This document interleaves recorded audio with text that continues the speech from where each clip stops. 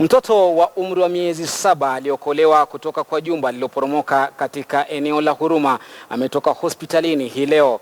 Mtoto huyo Dialin Saisi Wasike aliokolewa siku ya 4 baada ya jumba hilo kuporomoka. Alikuwa amelazwa katika hospitali kuu ya Kenyatta kwa wiki 2. Ada ya hospitalini ya shilingi 30,000 ililipwa na seneta wa Nairobi Mike Sonko kabla ya Dialin kujumuika na babake. Watu 51 waliaga dunia katika mkasa huo uliosababishwa na jumba kujengwa katika hali isiyofaa.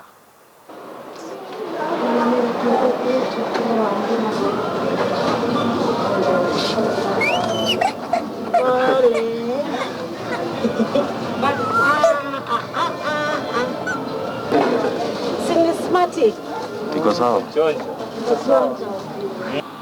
Niko na furaha kubwa sana, ni kwa manake mtoto amekuwa nje ya mikono yangu kwa muda mrefu. Kuna wale ambao walikuwa nao lakini hawakufaulu, lakini kwa bahati ya Mungu wangu alifaulu.